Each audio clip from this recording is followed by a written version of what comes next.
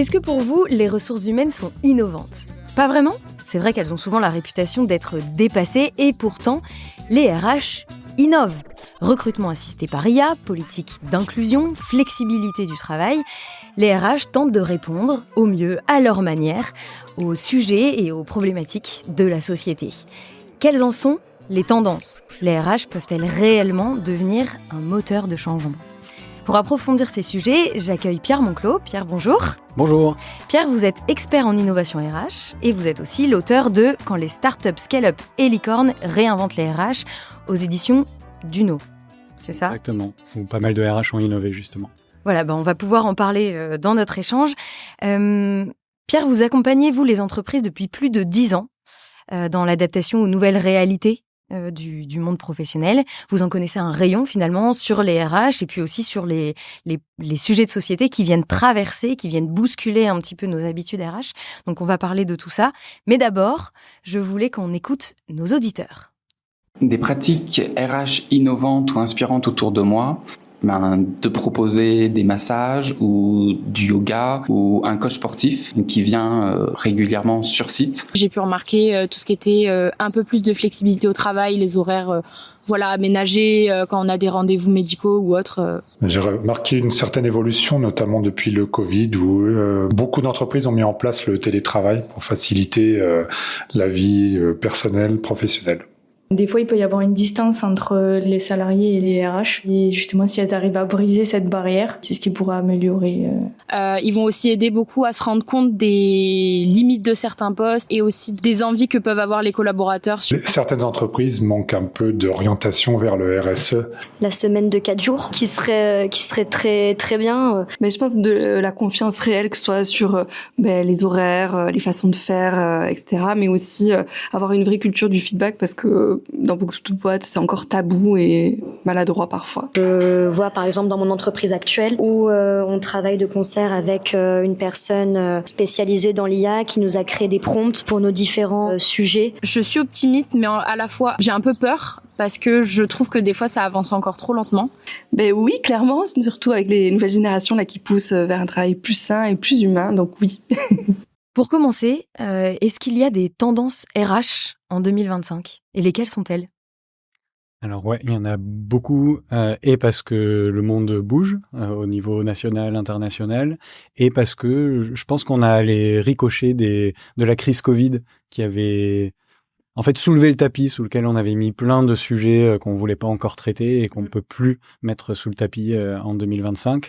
Les principales tendances de mon point de vue, il y a le sujet de l'engagement des collaborateurs dans les entreprises. Quand on voit les chiffres qui explosent à la fois sur le désengagement des salariés, il y a même, alors pour l'instant il y en a qu'une, mais il y a une étude qui dit que en 2025, un salarié sur 3 envisagerait de démissionner. Donc on pourrait avoir la grande démission le retour. On parle aux États-Unis, oui, voilà. Je le mets au conditionnel, mais on pourrait avoir ça cette année. Et en parallèle, l'intrapreneuriat, l'entrepreneuriat, le soloprenariat sont très tendances. Et là aussi, les études sur les jeunes de moins de 30 ans qui veulent s'engager dans un projet et les raisons pour lesquelles ils veulent s'engager dans un projet entrepreneurial, c'est incroyable. C'est plus d'un jeune sur 2 qui veut monter sa boîte ou rejoindre une boîte qui est une toute petite entreprise, et la majorité des personnes invoquent parce que je veux pas avoir de patron et je veux être libre.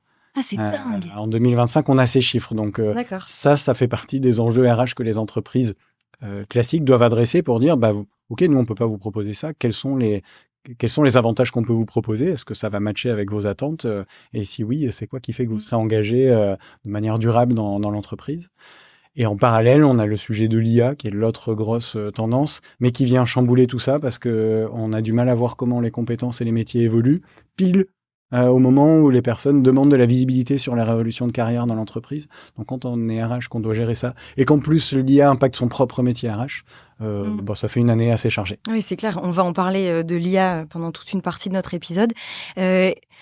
Pour un des grands moments qui a bousculé les RH, ça a été le confinement. Qu'est-ce qui s'est passé là, 2024, pour que aujourd'hui, en 2025, les actifs ne veulent plus avoir de boss, par exemple ? Quand on se retrouve à travailler en partie à distance, alors évidemment pour les métiers télétravaillables, et à avoir un peu plus de liberté et de flexibilité qu'avant.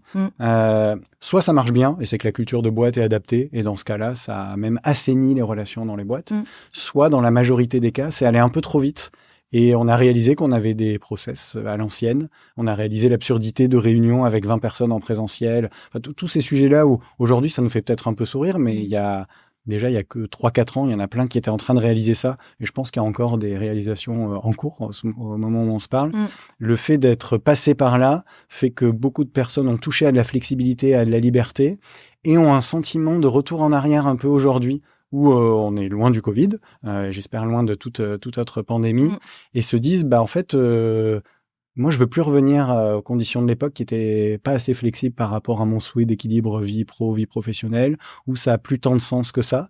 Et donc, se posent des questions qu'ils remettent en question leur engagement. Ça veut pas dire qu'ils sont moins engagés, ça veut dire qu'ils se posent des questions avant tout. Et il y en a qui disent, c'est plus ce que je veux faire, ou ils pensent que c'est plus ce qu'ils veulent. C'est ça. Et donc, il y en a qui vont tenter des aventures soloprenariales, en freelance ou autre, mais en fait, ce sera encore pire, et vont revenir. On a déjà les entreprises qui disent, nous, on a déjà des salariés qui ont tenté. En fait, ça leur va pas du tout et ils reviennent.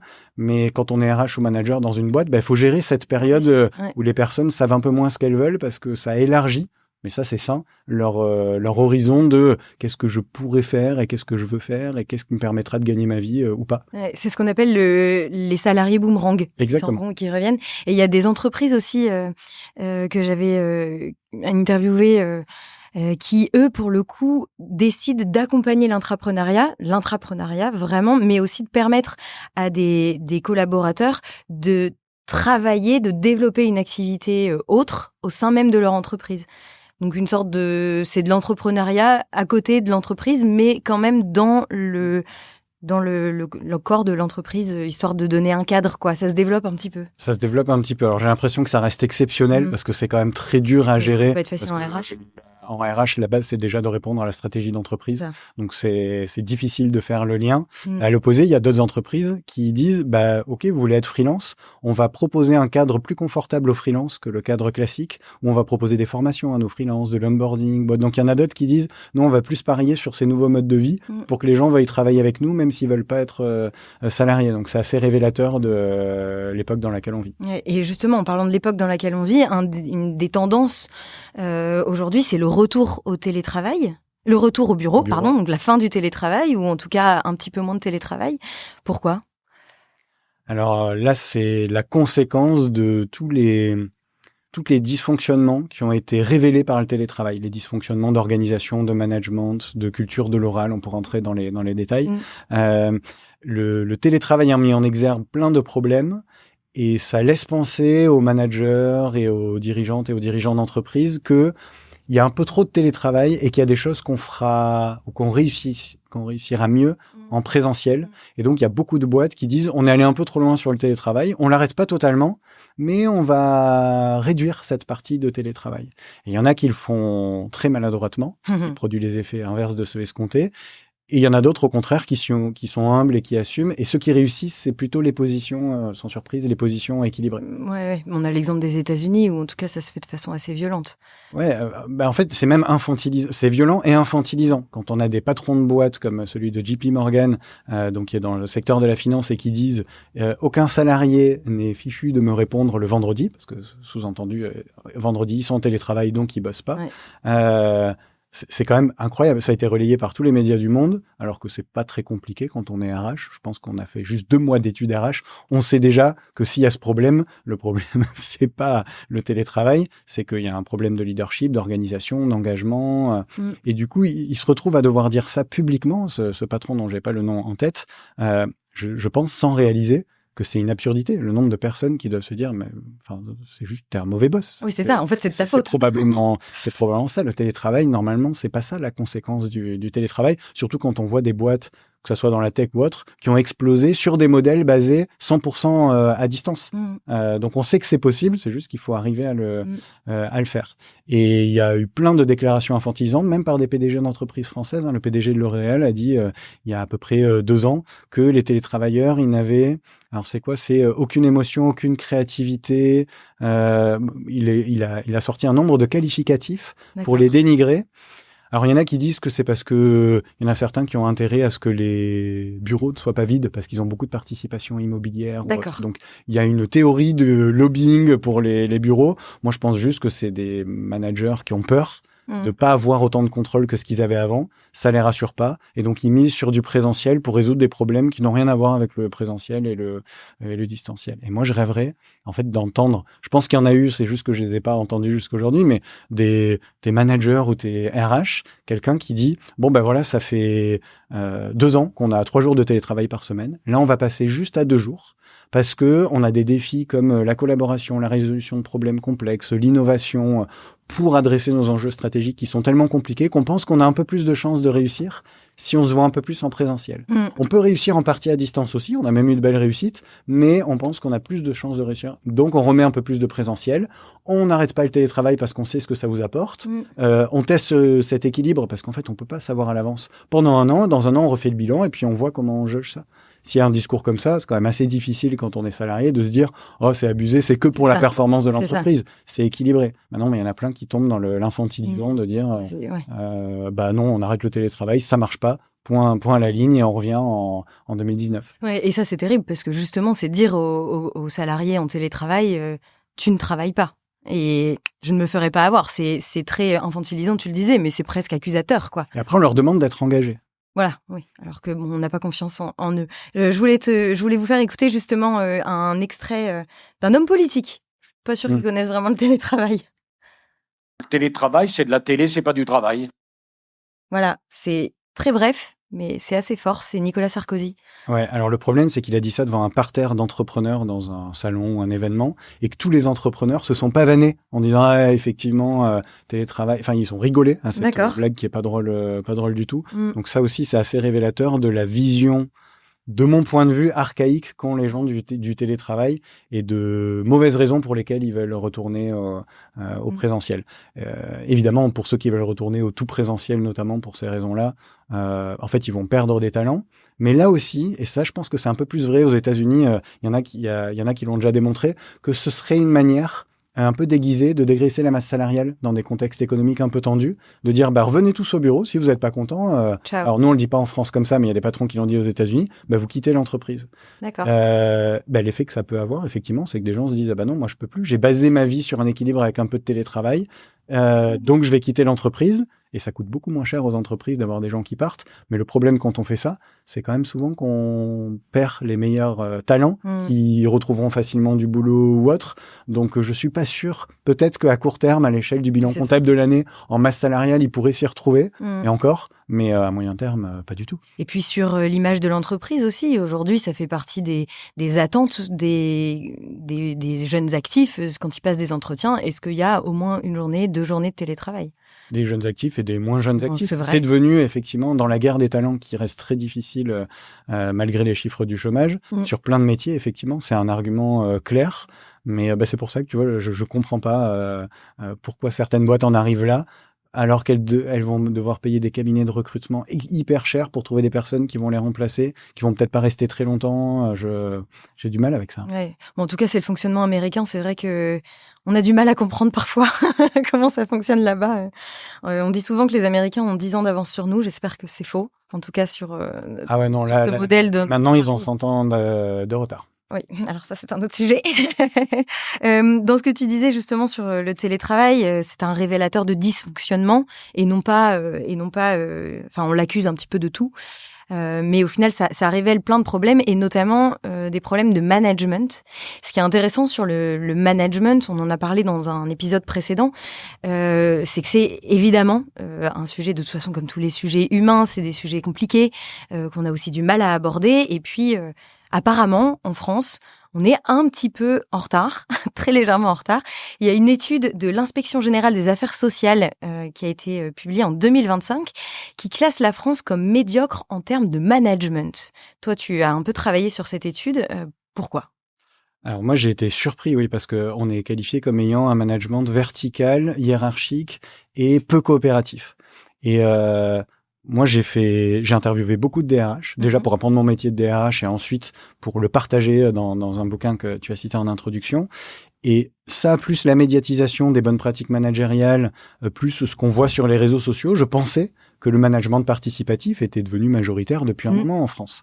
Ce que révèle cette étude, qui est plus analytique que ma pensée et ma perception via les réseaux sociaux et les médias, c'est que non. On est resté encore à un management très descendant qui laisse peu de place à l'autonomie et à la flexibilité et qu'on est le ou l'un des plus mauvais élèves en Europe. Donc déjà, j'étais très surpris et désagréablement parce que on sait depuis longtemps que ça ne marche pas comme ça. Si on veut de la performance, alors à court terme, à l'échelle de quelques semaines ou quelques mois, peut-être que ça fonctionne dans certains univers, voire même c'est quasiment sûr que ça fonctionne. Mais c'est à une échelle juste de quelques mois. Tout le reste de ce qu'ont démontré les entreprises qui ont fait les meilleures performances, c'était toujours en disant, s'il y a un équilibre entre la performance et l'humain, on a une entreprise qui va servir les intérêts des deux, donc durablement qui fera de la performance. Et malgré ça, un peu comme nos échanges sur le télétravail, puisque ça englobe le sujet du télétravail, on a encore des entreprises qui utilisent des recettes à l'ancienne, alors soit sciemment, parce que c'est leur conviction que c'est comme ça, on va faire du micromanagement, contrôler, donner des ordres, c'est comme ça qu'on fait avancer les choses, soit de manière plutôt, je pense, inconsciente, en se disant, on suppose que c'est la bonne manière parce qu'on s'y connaît pas assez ou parce qu'on n'a pas été bien formé. Parce que ce que dévoile l'IGAS, c'est que les formations du secteur académique sont très traditionnelles et même si elles parlent du management participatif, elles disent que c'est une des catégories de management possibles. Et c'est pareil pour la formation professionnelle. Même quand on est dans le monde professionnel, il n'y a quand même pas beaucoup. Alors que moi, je viens de ce monde de la formation, je pensais qu'elles étaient majoritaires. Ils disent non, il y a encore beaucoup de formations qui, du coup, laissent penser à des managers que c'est la bonne manière de faire, alors qu'on sait que ça ne l'est plus. Donc, il y a un décalage entre ce qu'on sait et ce qui est fait réellement. Et après, on a des crises de sens, des crises d'engagement et plein de managers qui veulent plus être managers parce qu'ils disent mais ça marche pas. Mais en fait, on la connaît déjà, la solution, depuis des dizaines d'années. Donc, j'espère au moins que cette étude fera réaliser à quel point il faut faire évoluer la culture managériale. Et pour prendre des exemples concrets, moi, l'un de mes exemples préférés, c'est de dire, quand on est manager, il ne faut pas qu'on se méfie par défaut des personnes qui rejoignent l'équipe. Il faudrait avoir la posture inverse, c'est de faire confiance par défaut, de dire, si je t'ai recruté, c'est parce que pour moi, tu es le talent dont j'ai besoin. Donc, je vais te donner suffisamment d'autonomie et de flexibilité pour que tu t'épanouisses et que tu réalises tes missions professionnelles. Et c'est quand ça ira pas ou quand tu me demanderas de l'aide que je viendrai t'accompagner et t'aider à te développer. Alors là, aujourd'hui, visiblement, ce qui est majoritaire, c'est plutôt l'inverse. On se méfie par défaut et on donne très peu d'autonomie que quand il y a des victoires. Donc ça, je pense qu'il y a plein d'études dans les neurosciences qui ont démontré que c'est la manière inverse qu'il faut faire si on veut qu'une personne se développe et donne le meilleur d'elle-même. On a beau le savoir, c'est pas encore très clair.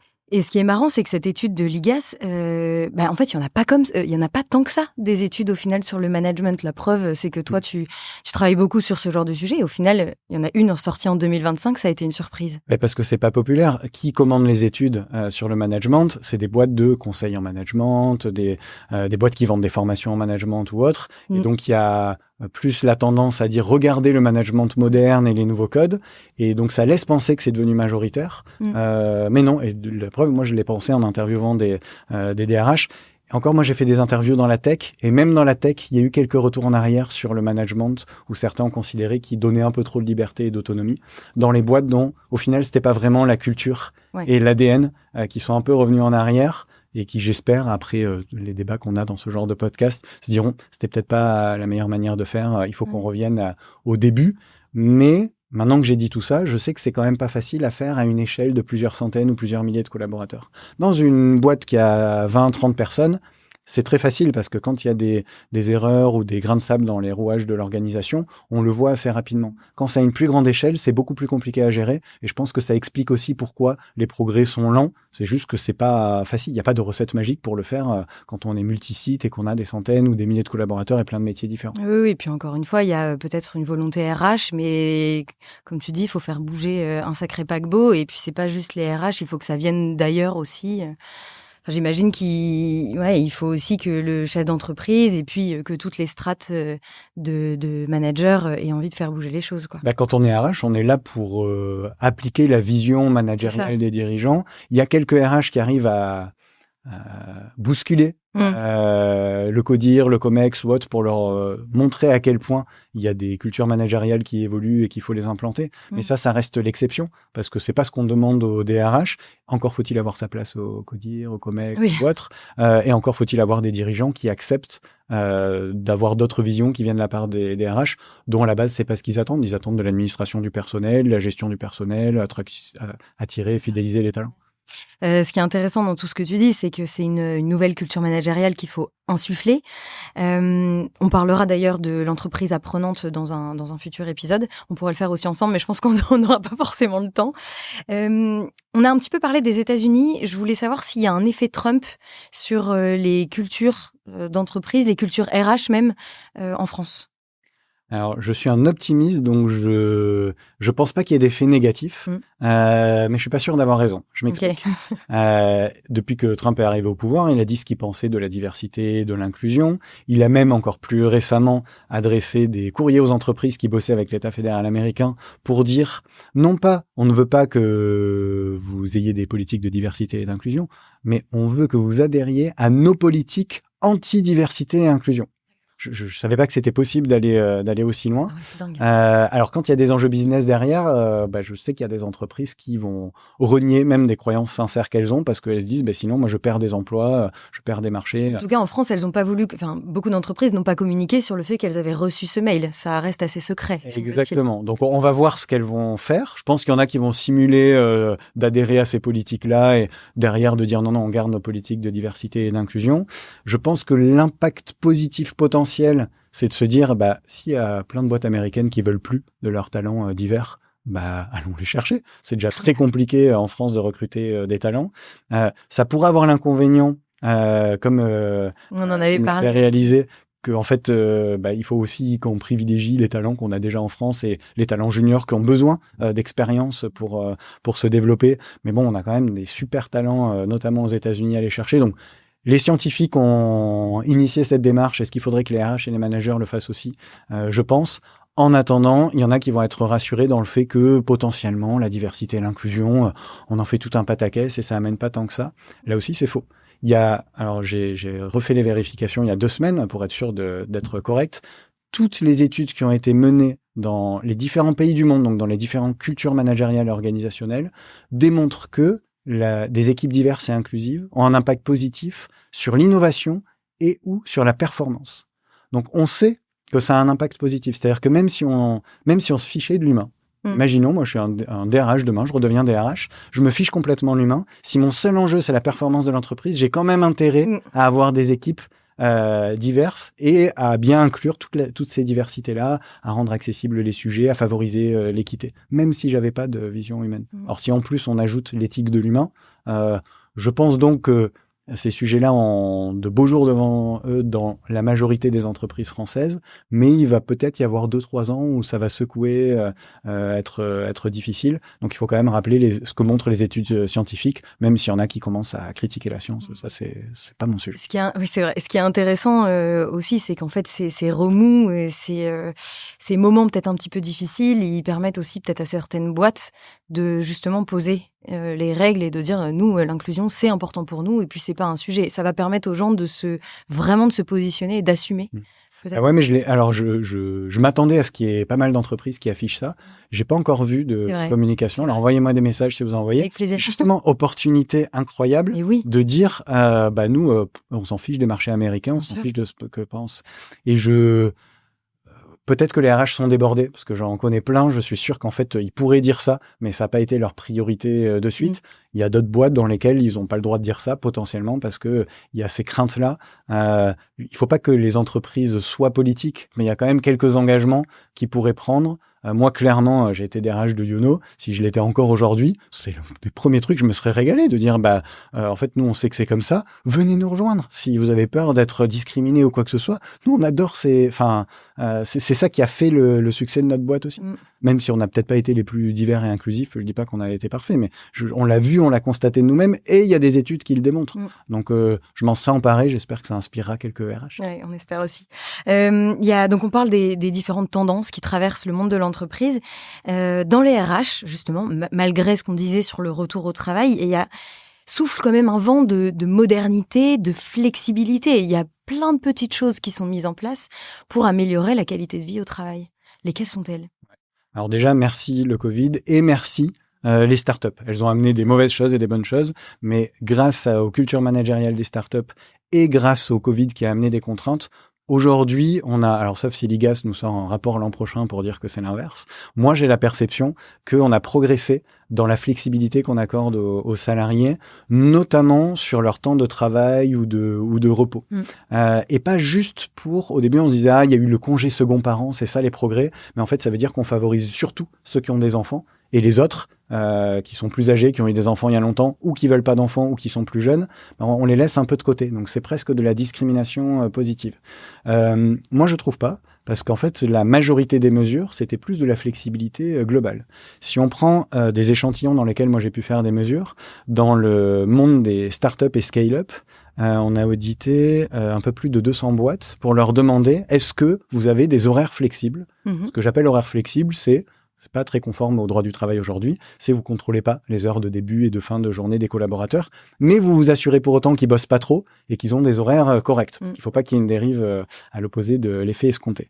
75% des startups disent qu'elles ont les horaires flexibles, alors même que si demain il y a l'inspection du travail qui débarque, elle va dire, en dehors de ceux qui ont les forfaits jours, vous n'avez pas le droit, vous devez contrôler, mesurer la durée du travail. Si ça fait plus que 35 heures, c'est des heures sup. Sinon, il y a des repos compensateurs. Et la plupart des RH disent, et je l'ai fait moi-même pendant un temps chez Youno, en fait, on vérifie qu'au global, ça convient à tout le monde et tout le monde comprend. Les salariés aussi. Des fois, ils font un peu moins, des fois, ils font un peu plus, tant qu'on s'y retrouve dans l'équilibre. Et comme ça, chacun peut tenir compte, non pas juste de ses enfants, si on a des enfants à amener à l'école ou malades, mais de toutes les situations de la vie, qu'on soit proche aidant, qu'on ait des enfants, qu'on soit jeune et qu'on ait envie de, pour X raisons, avoir plus de loisirs que d'autres tranches de la population. Même si quand je dis jeune, il y en a d'autres qui voudront l'avoir en étant senior aussi. Peu importe. Des problèmes de santé aussi. Ces problèmes de santé, les sujets qui sont liés au fait que, oui, moi je suis quelqu'un qui est migrant et j'ai mes papiers depuis pas longtemps, je suis une femme et j'ai tel ou tel sujet qui font que dans ma vie personnelle, je dois passer plus de temps à tel ou tel endroit et j'ai pas le choix parce que c'est comme ça, je le subis. Si en plus l'entreprise me donne pas la flexibilité, je vais le subir 2 fois plus. Donc ça permet d'adresser un peu tout. Donc il y a les horaires flexibles, il y a des boîtes qui donnent plus de congés. Les congés illimités aussi, ça existe en tout cas. Et certaines qui vont jusqu'au congé illimité. Donc ça montre qu'on progresse, mais ça veut pas dire que c'est la solution. Parce que les congés illimités, en vrai, c'est incroyable. Ça veut dire que on compte plus ses congés, on part quand on veut en congé. Mais l'humain est fait comme ça. À chaque fois qu'on lui donne de l'illimité quelque part, il l'utilise pas forcément de la bonne manière sans s'en rendre compte. Et dans les boîtes dont c'était pas vraiment la culture, qui avait trop une culture du travail, les personnes posaient moins de congés quand elles avaient congé illimité que quand elles avaient juste un solde. Parce que quand on a un solde, on se dit si je le pose pas, il est perdu.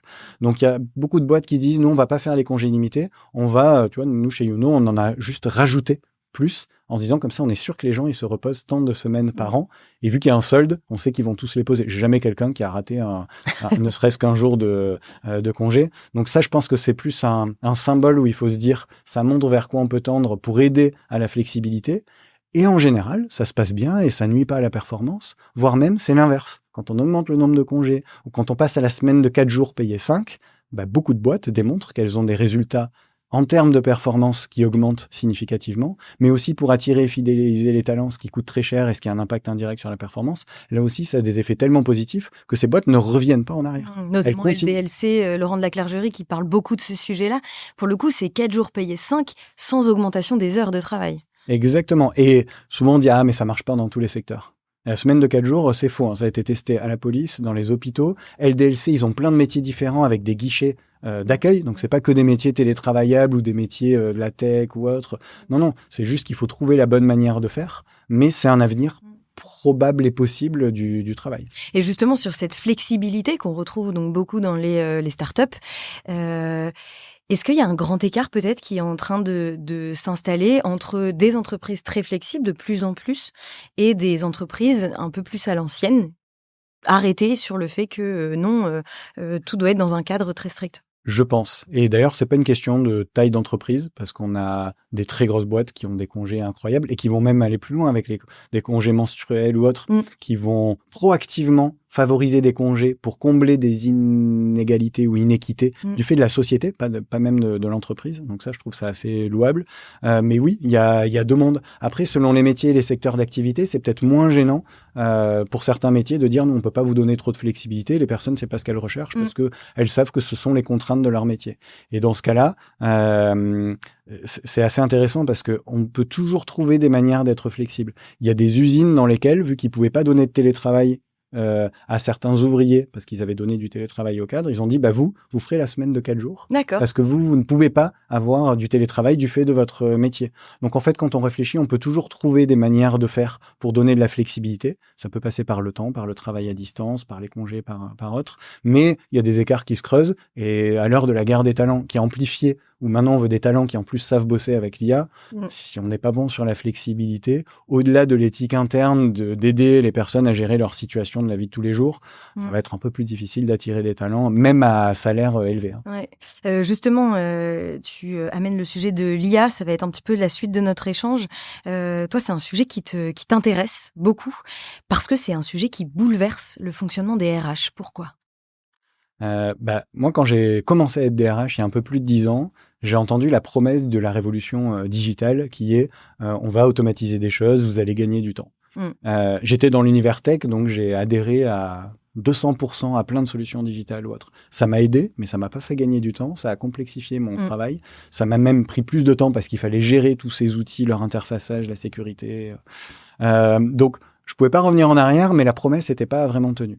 Quand, pendant mes derniers mois de DRH, j'ai commencé à tester l'IA générative et ses promesses, je me suis dit, là, on va pouvoir enfin tenir ses promesses. Et vu à quel point les RH sont débordés, on leur en demande beaucoup, c'est pas une aide à côté de laquelle il faudrait passer. Et en plus, l'entreprise va avoir besoin des RH tellement la transformation est complexe. Donc pour moi, c'est pour ça que c'est une vraie révolution. C'est pas un effet de buzz ou autre. C'est pas un métavers bis. Je pense que plus personne d'ailleurs ne compare l'IA au métavers. Mais au début, j'entendais ça. Il y en a qui me disaient non, nos patrons, ils me disent on m'a fait le coup du big data, on m'a fait le coup du métavers ou autre. C'est bon, l'IA, on va attendre. Bon, là, on arrête d'attendre. C'est une révolution qu'on le souhaite ou non, dont il faut, je pense, s'emparer en faisant ses choix. Préparer, Et quand on est RH, c'est le métier qui est impacté, le rôle qu'on a dans l'entreprise et potentiellement le leadership qu'on va avoir vis-à-vis des autres fonctions pour les aider à faire leur transformation. On n'en a pas tous les 10 ans des révolutions qui pourraient aider les RH à reprendre une position stratégique dans l'entreprise.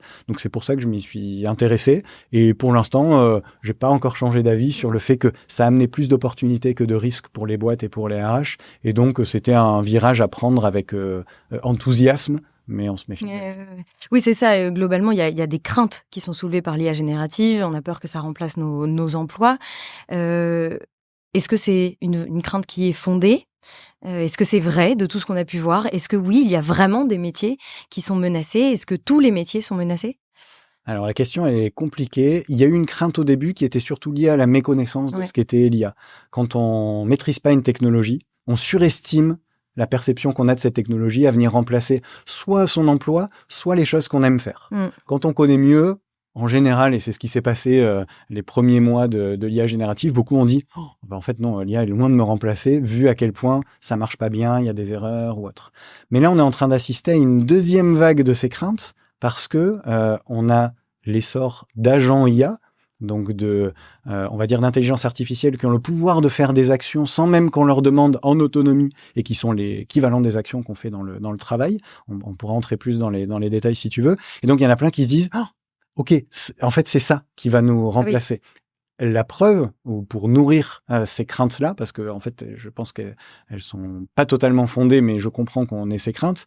Il y a l'un des plus gros SIRH du monde qui s'appelle Workday. Ils ont dit, nous, notre vision des RH de demain, c'est que vous allez gérer des humains et des agents IA dans le même logiciel. On appelle ça un SIRH quand on est RH. Aujourd'hui, dans un SIRH, on sait qu'on a telle personne qui fait tel métier, qui a telle compétence et qui coûte tant à l'entreprise parce qu'elle a tel salaire. Workday, ils disent, nous, on a créé la brique pour que vous ayez aussi tel agent IA qui est spécialisé, par exemple, en marketing, qui a telle compétence, qui donc fait telle tâche et qui coûte tant par an à l'entreprise parce que c'est le prix d'une licence de l'outil d'IA qu'on a retenu. Donc, on peut penser qu'effectivement, il va y avoir des emplois qui vont être remplacés. Par contre, ce qu'on constate aujourd'hui quand on regarde ce qui se passe vraiment dans les entreprises, c'est que vu la lenteur de l'appropriation de l'IA, vu la complexité des sujets et vu les risques qu'il y a derrière pour les données ou pour les erreurs, c'est pas pour tout de suite. Et quand je demande moi à des DRH, quand même, est-ce que vous envisagez des plans de départ? Parce qu'il y a des métiers, hein, les traducteurs, si on prend cet exemple-là, quand même des métiers où en fait l'IA, elle fait tout en très peu de temps, beaucoup mieux que des humains, donc on sait qu'ils vont être remplacés. Il y a beaucoup de DRH qui disent, mais nous, en fait, on veut pas se séparer des personnes qui savent faire aujourd'hui, parce que sinon on est dépendant de l'IA, donc si l'IA, elle marche pas bien ou plus, en fait, c'est notre entreprise qui est en péril. Mais en plus, on sait tellement pas comment va évoluer le métier, c'est tellement contre-intuitif ce qui se passe à chaque fois qu'il y a une évolution de métier, que si on n'a plus les gens qui savent faire pour nous aider à penser l'évolution du métier, peut-être qu'à court terme, on va gagner un peu d'argent parce que on sera séparé de personnes, on les aura remplacés par des outils d'IA, mais en fait, à moyen terme, la concurrence va nous manger tout cru. Et donc, il y a plutôt une phase, je pense, qui va durer 2-3 ans où il n'y aura pas encore beaucoup de destruction d'emplois. Par contre, à horizon de 3 ans, au-delà, moi, je me prononce même pas parce que ça évolue tellement vite que oui, je pense qu'il y a des métiers dont on n'imagine pas qu'ils seront remplacés. Parce que technologiquement, on peut remplacer déjà des métiers. Il y a déjà mon exemple préféré pour ceux qui ont du mal à se dire l'IA va remplacer des métiers comme les médecins, les avocats, les médecins. Il y a déjà des médecins IA en Chine qui sont plus efficaces que des médecins humains. Ils ont le pouvoir de prescrire des traitements, mais aussi de diagnostiquer ce qui va pas. Ils sont plus efficaces pour certains en moyenne que des médecins humains, mais surtout, ils sont plus disponibles parce qu'il y a des zones en Chine où il manque, comme en France, de médecins. Donc, quand on n'a rien du tout, quelque chose qui est plus efficace, on oublie les côtés éthiques ou souhaitables. On se dit, mais moi, j'ai besoin de savoir ce que j'ai pour me guérir. Et donc, c'est peut-être ça qui va faire avancer les choses, même si en Europe, sur ces sujets-là, entre nos enjeux éthiques et réglementaires, on ira sûrement plus lentement. Mais ça montre à quel point c'est dur de prévoir ce que l'IA va pouvoir faire et ce qu'elle va réellement faire, parce que y a des besoins de médecins, donc peut-être ce sera l'IA demain en France, je sais pas. Dans le domaine des RH, l'IA, en l'occurrence, permet d'accélérer les process de recrutement, par exemple. Est-ce qu'elle permet d'autres choses dans le domaine des RH? Toutes les verticales RH sont touchées, c'est-à-dire que le support collaborateur, le recrutement, la formation, la gestion des talents, la rémunération, dans tous les domaines, l'IA peut déjà automatiser certaines tâches et augmenter d'autres tâches. Dans le support collaborateur, elle peut gérer des questions extrêmement simple que les RH passent aujourd'hui beaucoup de temps à répondre à la main. Et donc, ce temps gagné, on peut le passer quand il y a quelqu'un qui dit moi, je veux passer au 4/5e parce que je deviens proche aidant. C'est quoi les règles en vigueur dans l'entreprise? Ça, on ne dit pas à une IA d'y répondre. On dit au RH, attention, quelqu'un devient proche aidant, c'est un sujet plus global. Voilà. Tu vas prendre le temps de le recevoir dans ton bureau, en visio, parce qu'on aura gagné du temps avec des supports collaborateurs qui auront été un peu automatisés par un IA. En formation, alors que ce soit pour concevoir ou diffuser de la formation, les progrès de l'IA sont incroyables. Mais il y a des limites, c'est que quand on met un avatar virtuel, si moi on reproduit mon clone IA, c'est un peu malaisant quand on sait que c'est une IA. Et donc, pour engager dans une formation à distance, quand il y a une barrière comme ça un peu psychologique, ça peut avoir l'effet inverse de celui escompté. Donc, il y a des progrès énormes, mais en même temps, c'est pas tout parfait et les responsables formation ont encore de beaux jours devant eux. Mais vraiment, dans la plupart des domaines, même pour le feedback, il y a des bots, des chatbots que font les entreprises ou bientôt des outils RH qui vont développer ça, qui peuvent aider à préparer un feedback, pas à le faire à la place de l'humain. Après, c'est un humain qui fait un feedback à un humain. Mais préparer en disant, vas-y, on fait une simulation, décris-moi les faits et je vais t'aider à construire ton feedback pour être sûr qu'il soit bien factuel, qu'il n'y ait pas de jugement, que tu proposes de l'aide. Bref, tous les critères que tu juges importants dans un feedback. Donc, les RH, ils peuvent aider aussi bien les salariés dans leur situation du quotidien que dans les situations RH pour répondre aux questions, que les managers pour leur créer, par exemple, des assistants. Alors, j'ai parlé du feedback, mais il y en a qui créent des assistants qui sont des sortes de coachs très efficaces. C'est pas comme un coach humain, mais ça a quand même de l'efficacité pour dire, dans telle situation complexe, grâce à ce chatbot, tu pourras savoir comment nous, selon nos valeurs et notre culture d'entreprise, on s'attaquerait à cette situation. Parce que sinon, tu vas le faire selon ton intuition, mais peut-être que c'est pas la bonne manière de faire dans la boîte. Et en plus, peut-être tes intuitions sont pas bonnes. Et il y a une nécessité quand même aussi sur l'IA, garder ce que tu disais quand on a préparé notre échange, garder des victoires faciles, par exemple, pour le collaborateur, quoi. Ne pas forcément s'appuyer sur l'IA, parce qu'on finit par être une sorte de gestionnaire d'IA en oubliant peut-être les choses les plus faciles qui, au final, nous rende heureux dans notre travail. Ouais, ça c'est le piège le plus tentant dans lequel on peut tomber, même quand on en a conscience, c'est de se dire, allez, on va simplifier, s'il y a un métier où il y a juste 10 tâches, on est RH ou manager, on travaille sur l'évolution du métier, on se dit, tiens, 5 tâches, l'IA peut le faire très bien. Ça veut pas dire qu'il faut faire évoluer le poste et automatiser ces 5 tâches, parce que sinon, on complexifie le travail, on garde que les tâches compliquées. Ouais, et personne ne peut faire des tâches compliquées 24 heures sur 24, 35 heures sur 35 pour ceux qui sont aux 35 heures, etc. Mais en plus, on enlève, ce que tu dis avec des mots justes, les victoires faciles. Ce qui fait qu'on est épanoui au travail, c'est aussi quand on fait des choses qu'on sait faire et qu'on arrive à les faire sans trop réfléchir. Ça crée aussi des tâches de respiration. Moi, mon exemple préféré, il date d'avant l'IA, mais il marche encore très bien aujourd'hui. C'est les dessinateurs industriels qui doivent hachurer des zones quand ils font des croquis d'un entrepôt ou sur lesquels il faut faire des travaux, par exemple. Quand on leur a enlevé ça, parce que l'ordinateur le faisait très bien, les outils de PAO, la première réaction qu'ils ont eue au début, c'était « Ah, enfin, on va plus perdre de temps à ça ». Et puis quand ils ont réalisé ce qui leur manquait, ils ont dit « Mais moi, c'était des moments où soit je me reposais, soit je réfléchissais globalement à toute la structure. Et là, vous m'avez enlevé ce temps-là. Et en fait, ça me faisait du bien de faire ça. » Donc ça veut dire qu'il ne faut pas automatiser tout ce qui est automatisable. Ou en tout cas, pas forcément le rendre obligatoire. Laisser à chacun... ou laisser une marge de manœuvre, c'est très juste. Sinon, on va avoir et des problèmes de santé mentale et des problèmes de sous-performance. Les personnes, vu qu'elles le font plus, comment elles vont pouvoir ensuite juger si l'IA le font bien? Au bout de 3, 4, 5 mois où on n'a plus fait la tâche, on touche au plaisir, on touche au sens du travail.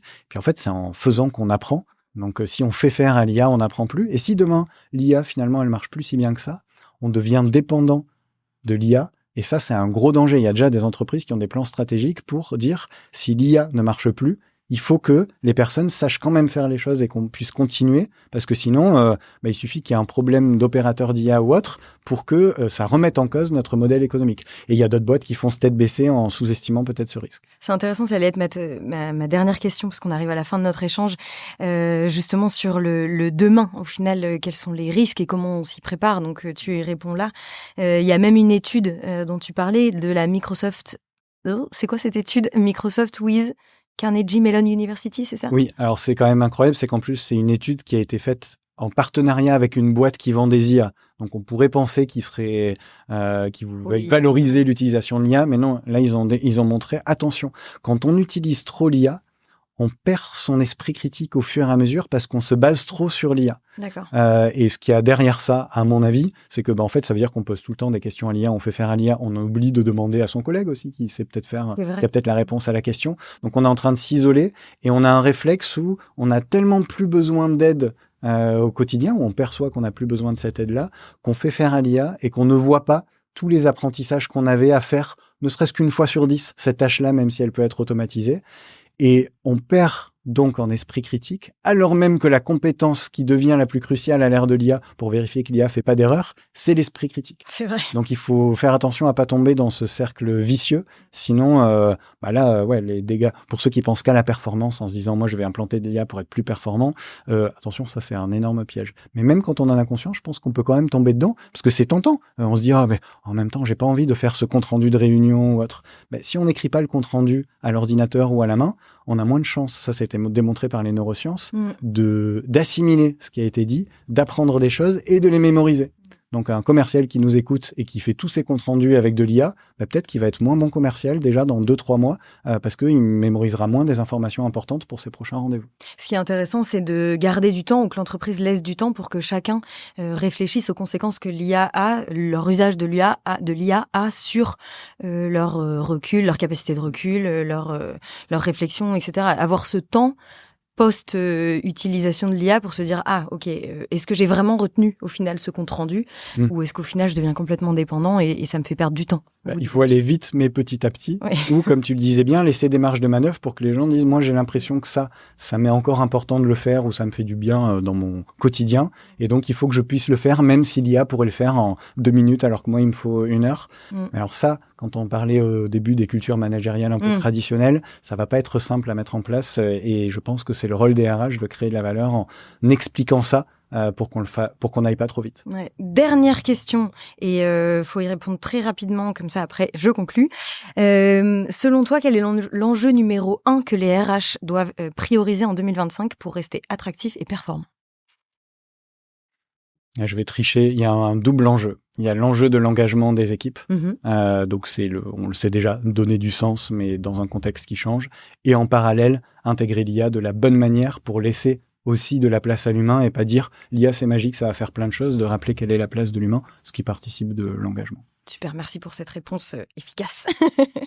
Donc pour conclure, c'est vrai que de la gestion du télétravail aux impacts de l'intelligence artificielle, les RH sont traversés de défis, on en a parlé, et aussi d'opportunités qui ne sont pas uniquement technologiques ou organisationnelles. Elles sont surtout culturelles et managériale. Et c'est vrai que l'étude dont on a parlé dans cet épisode pose question sur le management en France. Ce qui est intéressant, c'est qu'il y a plein de choses à faire évoluer. Le rôle des RH est stratégique. Vous l'avez bien compris, ils doivent non seulement accompagner ces transformations, mais aussi repenser les fondamentaux du management, donc la confiance, la flexibilité, la diversité et l'inclusion qui restent des sujets, en tout cas chez nous, et qui sont autant d'enjeux incontournables pour construire des entreprises plus performantes et plus humaines.